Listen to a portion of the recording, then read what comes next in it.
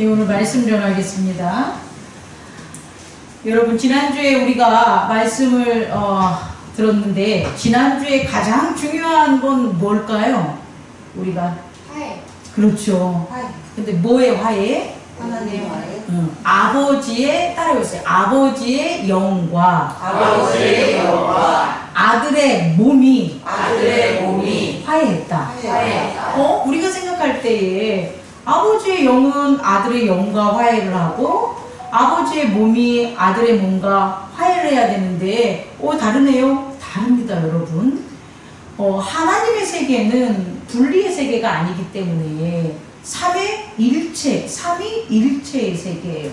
다시 말해 하나님은 오늘 우리가 살아가는 죄악들 세계처럼 서로 몸이 나누어진 게 아니라 하나의 몸을 우리가 작용하는 거예요.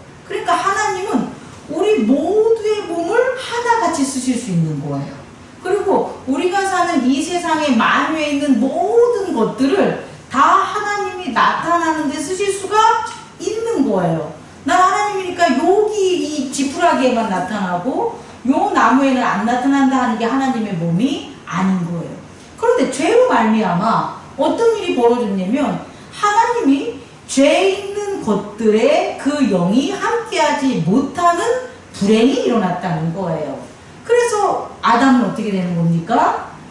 에덴 동산에서 추방당하게 되는 거죠. 다시 말해 화해는 뭐가 화해냐면 영이신 하나님이에요. 육체인 하나님이 아니라 영이신 하나님이 그의 아들의 몸과 뭐했다? 화해했다. 그러니까 그의 아들의 몸을 받으셨다는 거예요. 우리의 제단의 의미에서 했다면 어린 양의 아들의 몸을 받은 거죠. 아들의 마음을 받은 게 아니고 아들의 영을 받은 게 아니라 뭘 받은 거다? 아들의 몸을 받았다는 것을 꼭 깨닫는 저와 여러분 되기를 원합니다. 그러면 이게 엄청난 변화를 일어난다는 거예요. 이거 되게 중요합니다, 여러분. 우리 한번 생각해 보세요. 여전히 우리가 천동설을 믿고 있는 중세시대에 살았다고 생각해 봅시다. 지동설이 아니라 지구가 태양을 도는 게 아니라 태양이 지구를 돈다는 그 하나의 과학관, 우주관에 살았다면 이 인류는 여전히 무슨 시대일 것 같아요? 중세시대예요. 계급주의라는 거예요. 그럼 예수님이 하신 것 중에 하나님의 영과 예수님의 몸이 화해하지 않았다. 다시 말해 이 화해를 모른다면 여전히 어떤 시대에 살 수 있는 거예요? 화해하지 못한 그와 같은 예수 그리스도가 오기 전에 그 시대. 다시 말해 아담이 타락하고 아담이 추방당한 그 이후에 아담의 을지와 아담을 조상으로 하며 사는 그 시대는 그대로라는 거예요. 우린 여전히 그 시대에 살 수밖에 없겠죠. 근데 우리가 예수 그리스도를 영접함으로 하나님이 그의 몸을 받으셨다는 이 놀라운 것, 다시 말해 천동설이 아닌 뭐가 되는 거예요? 지동설. 이 놀라운 걸 우리가 받아들이고 믿으면 당연히 어떤 일이 벌어지냐? 변화된 시대 속에 살아갈 수 있다는 거예요. 근데 여러분 보십시오. 여전히 오늘날도 이 지동설이 아닌 천동설을 믿는 부족들이 있어요, 없어요? 있죠. 그런 데서는 태양을 뭐로 섬기고 신으로 섬기고 여전히 자기들은 뭐예요? 종의 그런 모습으로 계급주의에서 살아가는 것을 우리가 볼 수 있다는 거예요. 다시 말해 이 문제는 믿음으로 우리가 영접했을 때 그 사건을 우리의 삶이 변화된다, 안 변화된다? 변화된다. 근데 그렇게 됐음에도 불구하고 믿음으로 그것을 받아들이지 않으면 여전히 똑같은 세상에 산다는 것을 깨닫는 저와 여러분 되기를 원합니다. 이것은 교회에 우리가 나온다고 할지라도 말씀을 믿음으로 받아들이고 사는 사람의 삶은 변화된 세상 속에 살지만 말씀을 그냥 듣고 믿음으로 받아들이지 않으면 그대로의 삶을 산다는 것을 우리가 깨달았으면 좋겠습니다. 그렇다면 도대체 아버지의 영과 아들의 몸이 거예요. 첫 번째 따라해 보세요. 몸의 부활의 시대. 부활의 시대. 이게 되게 이제 재밌는 건데, 여러분은 교회에 나오면서 예수 그리스도를 믿으면서 우리 안에 변화가 있다면, 우리 안에 언어적이고 믿음적이고 의지적인 변화가 있다면 부활인 거예요. 그런데 예수 그리스도를 몰라. 다시 말해, 유대교나 이슬람 같이 하나님은 섬겨, 알라는 섬기면서 누구의 몸의 부활을 믿지 않는 거예요? 예수의 몸의 부활을 믿지 않으면 그들은 여전히 무슨 세대에 살아가는 거예요? 부활이 없는 세대에 살아가는 거예요. 근데 우리는 예수 그리스도를 통하여 몸의 부활에 그걸 믿었기 때문에 우리에겐 뭐가 열리냐? 몸의 부활의 시대가 열린 거예요. 이게 대단히 조금 어렵습니다. 그리고 현실적으로 여러분에게 증거하는 게 대단히 제가 어려운 게, 제가 아직 경험을 못했기 때문에 그래요. 뭘 경험을 못했냐? 바로 이 경험이에요. 예수님의 몸의 부활은 도대체 뭐냐는 거예요. 우리 한번 살펴봅시다. 예수님이 부활해서 제자들을 찾았는데, 그 제자들이 예수님을 딱 보고, 예수님 분명히 말씀하셨죠. 난 부활한다고. 그런데 예수님이세요? 어머, 예수님이군요. 알아챈 사람이 있었어요? 없었어요? 없었습니다. 그럼 이 의미는 우리가 두 가지를 유추할 수 있는데, 하나는 그들의 믿음이 몸의 부활이라는 게 뭐냐, 되게 어려운 영역인 거죠. 몸의 부활을 믿지 못하고 사는 세상에서 몸의 부활이 단 하루 만에 이루어진 거잖아요.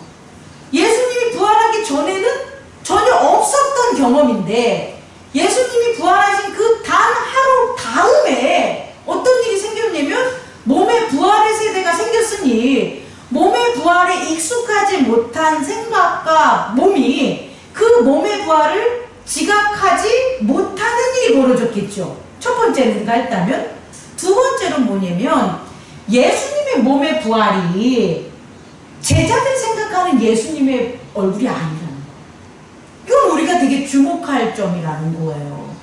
예수님을 인지할 수는 있어요. 그러나 우리가 바라보는 그 눈으로 어제까지 함께했던 그 예수님의 그 형상 몸은 아니라는 거예요. 그래서 제자들이 어떻게 예수님의 몸, 부활의 몸을 확인했냐 봤더니, 첫 번째는 예수님이 말씀을 풀어주셔서, 예수님이 성경을 풀어주셔서, 그러니까 눈으로 본 그 예수님이 왔는데 눈으로 보기만 하면 예수님의 부활의 몸을 알 수 있는 게 아니라, 그 부활의 몸은 반드시 성경을 풀어준 자만이 뜰 수 있다라는 거예요. 부활의 몸이라는 것은. 이거 이해할 수 있겠습니까? 두 번째는 뭐냐면, 그 예수님의 몸을 어떻게 한 거예요? 만져야 되는 거예요. 다시 말해, 얼굴만 보면 부활한 예수님인지 몰라. 그런데 예수님이, 그 제자들이 이거 예수님 부활하신 몸이야 라고 했을 때는 뭐 한 거예요? 찔리신, 창에 찔리신 옆구리를 못 박히신 못자국을 만져본 다음에 부활의 몸인지 아는 거예요. 그러면 여러분 생각해 보세요. 우리랑 틀린 거죠. 우리들은 그렇게 몸을 알지 않잖아요. 우리들이 아는 몸은 우리들이 눈으로 봐서, 이 형상대로 이런 얼굴, 이런 목소리, 이런 걸음걸이, 이게 바로 최천님 장로님이구나, 목사님이구나, 이렇게 몸을 확인하잖아요. 근데 아니라는 거예요.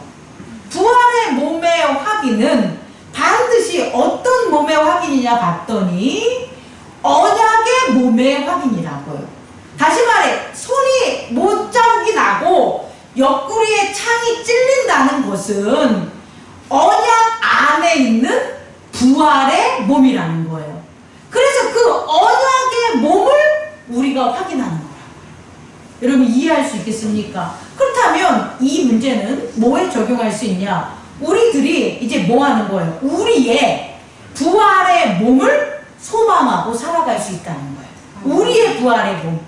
다시 말해 예수의 부활을 본 자들, 뭐로 봤냐? 언약의 몸으로 본 자들, 말씀으로 본 자들, 그래서 몸을 확인한 자들에게만 내 몸의 부활을 소망할 수 있다는 거예요.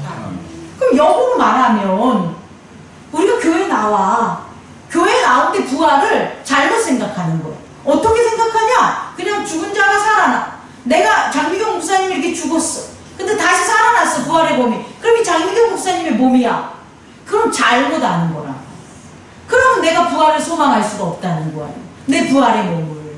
다시 말해, 부활의 몸은 어떤 몸이냐? 예수 그리스도가 언약으로 성경의 응함으로 증명된 몸이 부활의 몸이다.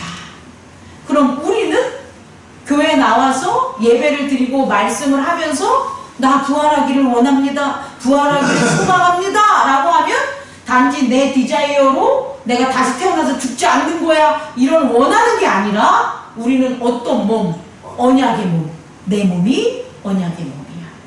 내 몸이 성경에 응하는 몸이야. 누구와 함께? 예수 그리스도와 함께를 깨닫는 저와 여러분 되기를 원합니다. 아멘. 내 몸이 성경에 응하지 못하고 내 몸이 예수 그리스도와 함께 언약에 거하지 못하면 나는 듣기는 들어. 어떻게? 부활합니다. 이렇게 성경에 나오니까. 그런데 실상 나는 그걸 믿고 산다 못 산다? 못 산다.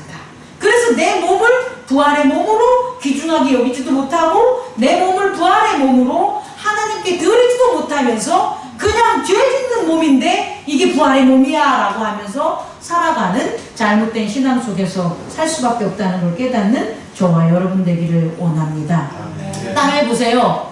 아버지의 영과 아버지의 영광, 아들의 몸의 화해는 아들의 몸의 화해는 언약의 몸의 자각을 가져왔다. 언약의 몸의 자각을 가져왔다. 꼭 깨닫는 저와 여러분 되기를 원합니다. 아멘. 두 번째는 그 화해가 뭘 가져왔냐? 따라해보세요.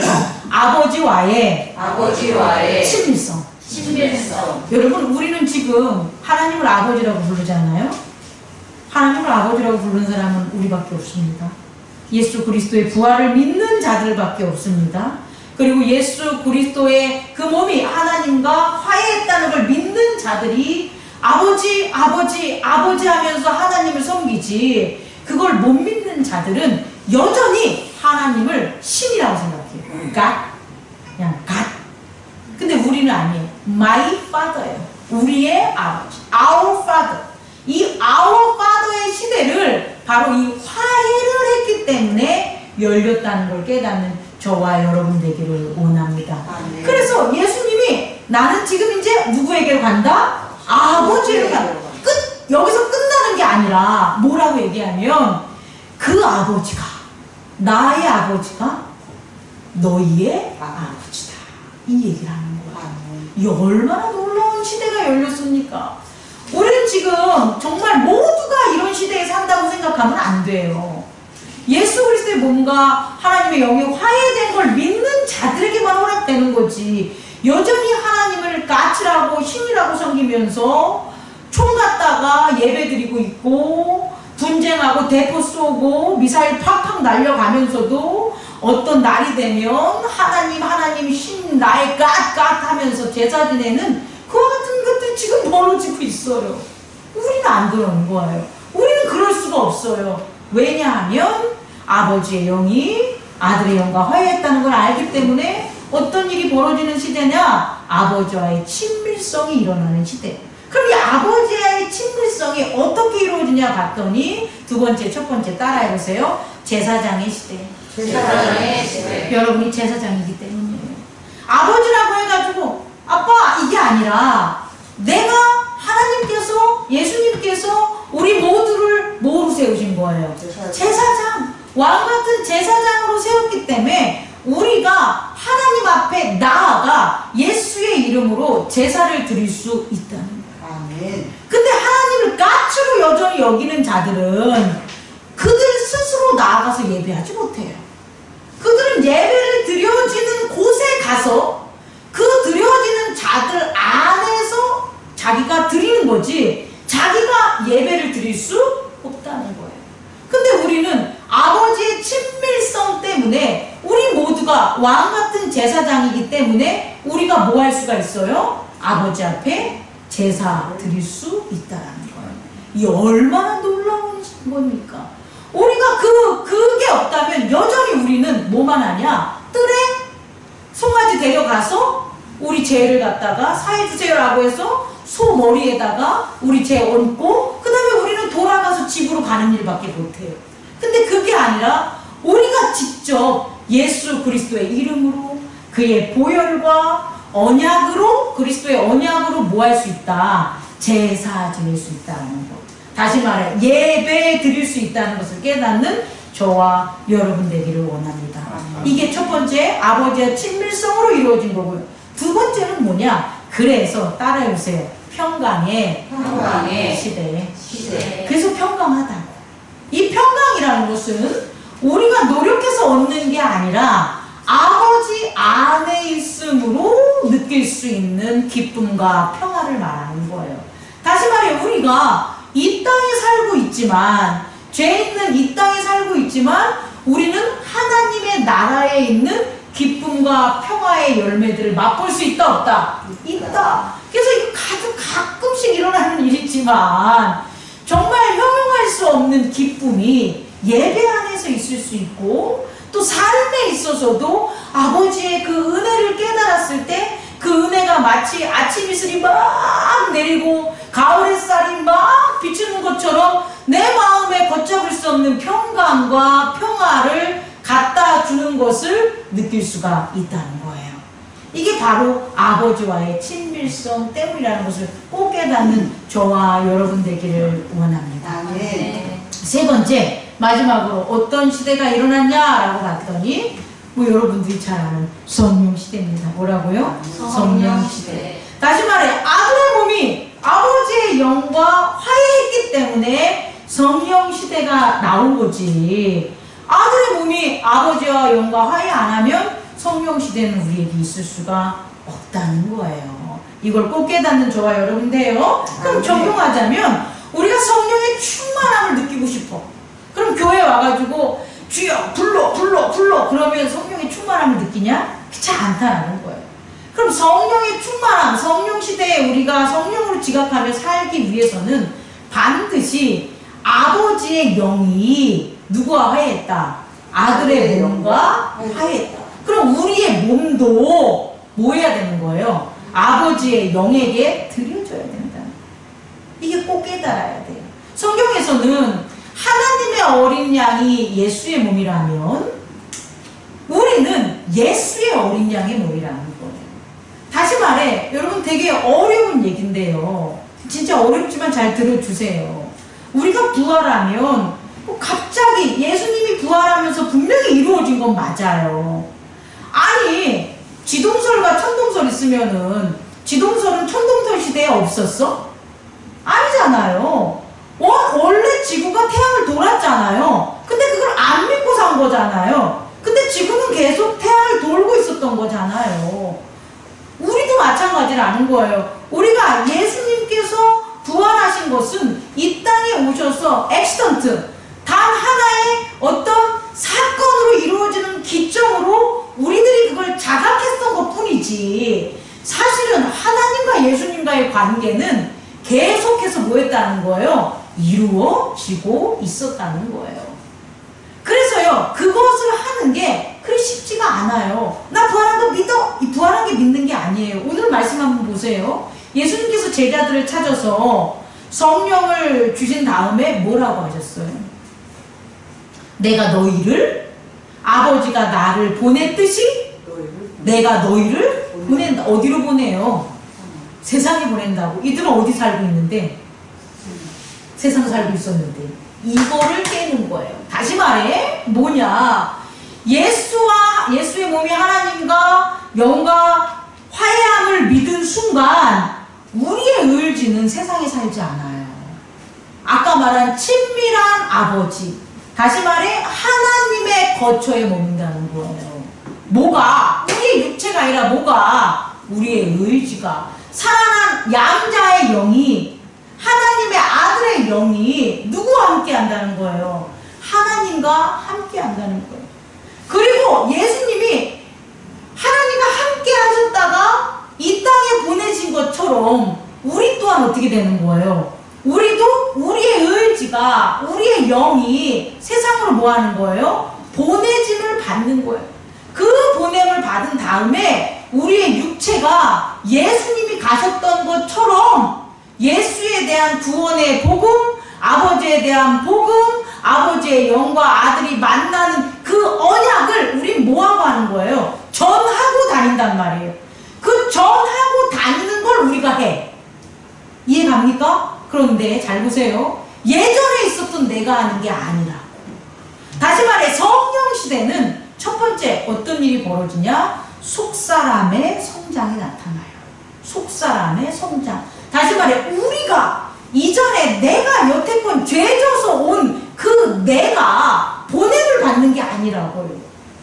우리가 세상에 보냄을 받는 것은 다시 태어난 예수의 부활로 말미암아 거듭난 우리의 속사람이 보냄을 받는 거라는 거예요. 이걸 꼭 깨닫는 저와 여러분 되기를 원합니다. 네. 다시 말해 세 번째로 일어나는 성령 시대의 첫 번째는 뭐다? 속사람이 살아서 성장한다라는 걸 꼭 깨닫기 바래요. 참 어렵죠. 그렇다고 겉사람이 죽은 건 아니에요. 예수님은 겉사람이 죽으면서 사실 겉사람이 없었으니까 성령과 함께해서 겉사람이 없었기 때문에 속사람으로 사셔서 속사람으로 가셨지만 우리는 아니잖아요. 우리는 죄가 있었기 때문에 여전히 겉사람이 있지만 변화가 된다면 우리 안에 새로운 내가 태어난다는 거예요. 새로운 장미경, 하나님의 자녀, 목회자로서 사명을 가진 장미경이 태어나는 거죠. 그 장미경이 여러분에게 온 거라고. 그 장미경을 만날 때 여러분은 하나님 나라를 만날 수 있는 건데 내 겉사람인 나, 우리 아빠가 만든 나, 내가 여러분을 만나면 여러분은 답답하고 아마 언짢은 일들이 벌어진다는 거죠. 다시 말해 성령 시대는 뭐의 성장이다? 속사람의 태어남과 성장의 시대라는 걸 꼭 깨닫는 저와 여러분 되기를 원합니다. 마지막으로 성령 시대에 일어나는 것은 따라해보세요. 죄의 무용. 되게 중요합니다. 더 이상 성령 시대에 있어서 죄가 우리에게 영향을 미친다 못 미친다? 그걸 무용이라고 해요. 무용론. 어떤 것이 더 이상 우리에게 어떠한 것을 대해서 영향을 미치지 못하는 것을 우리는 무용이라고, 쓸모가 없다는 거예요. 이제 우리에게 있어서는 성령이 성령 시대 안에 거하면, 성령이 역사하는 데 거하면 죄가 우리에게 도움 주는 게 한 개도 없다. 목사님 그러면 딴 사람 맞습니다. 성령 시대가 없으면 죄가 우리에게 도움을 줘요. 죄가 우리를 살아가는데 도움을 주는 거예요. 그래서 죄를 짓는 거예요.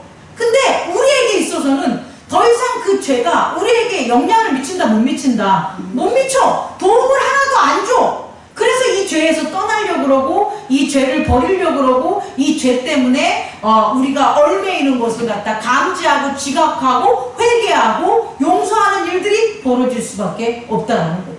만약 그 죄가 우리한테 어떤 조금이라도 예전처럼 뭔가를 갖다가 주는 게 있다면, 뭐 예를 들어서 마음의 만족함, 그리고 우리가 뭐라고 할까요? 호티 아이즈, 우리가 말한 것처럼 호티 아주 뭐 교만한 눈, 우리가 그런 걸 바라고 프라우드 핫, 우리의 마음을 갖다 자랑하려고 하는 게 있었어. 그러면 죄가 당연히 우리에게 영향을 미쳐요, 안 미쳐요? 미치죠.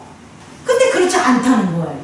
오히려 우리에게 자랑하는 마음이 우리에게는 없어지는 거예요. 아유 안 돼요 자랑하는. 눈치게 뜨고 교만하고 오만하고 방자하고 이런 행동들이 나타나냐? 안 나타난다는 거예요. 그거를 생각으로 하는 게 아니라고. 그것은 아예 우리 안에 일어나는 게 그게 재밌지가 않아.